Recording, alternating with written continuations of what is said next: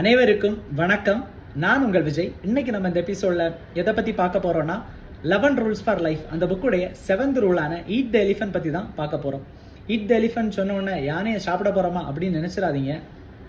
இது நாம ஒரு கற்பனை கதையாக தான் எடுக்க போறோம். இதுல ஆதர் என்ன சொல்ல வராங்கன்னா, அவங்க எப்படி ஐஐடி ஜேஇ என்ட்ரன்ஸ் எக்ஸாமை கிராக் பண்ணாங்க அதை விராஜுக்கு சொல்ல வராங்க ஆதர். அதுல குறிப்பா என்ன சொல்றாருன்னா, அவர் ஐஐடி வந்து +2 முடிச்சோடனே படிக்கணும்னு ரொம்ப ஆசை ஐஐடியில் போய். அதுக்காக என்ன பண்ணுறாருன்னா, ஐஐடி சிலபஸ் எல்லாம் எடுத்து பார்க்குறாரு. சிலபஸ் ரொம்ப பெரிய ஒரு யானை அளவுக்கு இருக்குது. அதை என்ன பண்ணாருன்னா, இப்போ மேக்ஸ், ஃபிசிக்ஸ், கெமிஸ்ட்ரி இருக்குது. அதை அவர் எல்லாத்துலேயும் ஒரு 150-200 பாகங்களாக பிரித்து, மேக்ஸில் ஒரு 100 பாகம்னு வச்சுப்போமே, ஃபிசிக்ஸில் ஒரு 100 பிரிவு, அதே மாதிரி கெமிஸ்ட்ரியில் ஒரு 100 பிரிவு, அப்படி எல்லாத்தையும் சின்ன சின்ன பார்ட்ஸாக பிரித்து வச்சு கொஞ்சம் கொஞ்சமாக படித்தார். அதுதான் ஈட் த எலிஃபண்ட் அந்த கான்செப்டை தான் அவர் சொல்ல வர்றாரு. கொஞ்சம் கொஞ்சமாக படித்து 2 வருஷம் கடுமையான முயற்சிக்கு அப்புறம் தான் அவர் ஐஐடி என்ட்ரன்ஸ் எக்ஸாம் கிராக் பண்ணுறாரு. அதுதான் விராஜுக்கு சொல்ல வர்றாரு.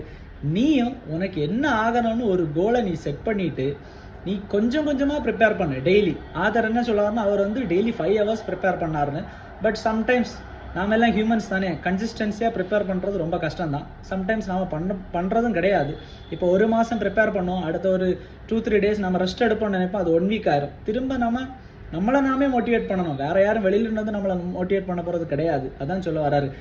நாமே மோட்டிவேட் பண்ணி தான் நாம் அடுத்த கட்ட இதுக்கு போக முடியும். யாரோ ஒருத்தர் இன்ஸ்பயர் ஆகலாம், பட் எப்போவுமே இன்னொருத்தவங்களை இன்ஸ்பயர் பண்ணிகிட்டே இருக்க முடியாது. நாமளும் இன்னொருத்தவங்களால மோட்டிவேட் ஆகிட்டே இருக்க முடியாது.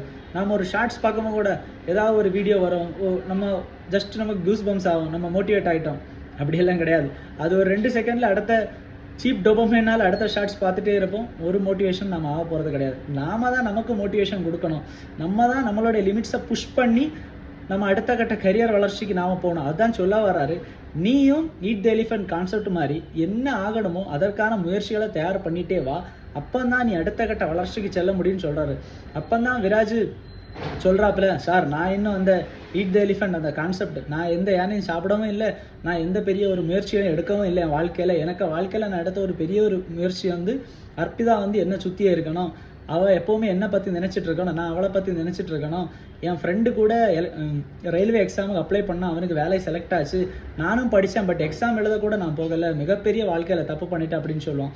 அப்போ சொல்லுவார், பரவாயில்ல, பட் நீ வந்து இனி ட்ரை பண்ணு, டெய்லி காலையில் எழும்பி ரன்னிங் போ, உன்னுடைய ஹெல்த்தில் கான்ஷியஸ் ஆகும், நல்லா படி, ஒரு எய்மை செட் பண்ணி வாழ்க்கையில் ஒரு நல்ல நிலைமைக்கு வான்னு சொல்கிறாரு. அப்போ விராஜ் சொல்கிறார், நான் கண்டிப்பாக இனி அதை செட் பண்ணி என் கோலை செட் பண்ணி நான் கண்டிப்பாக நல்ல நிலைமைக்கு வருவேன் சார். நாளைக்கு என்ன ரூல்னு கேட்குறப்ப, நாளைக்கு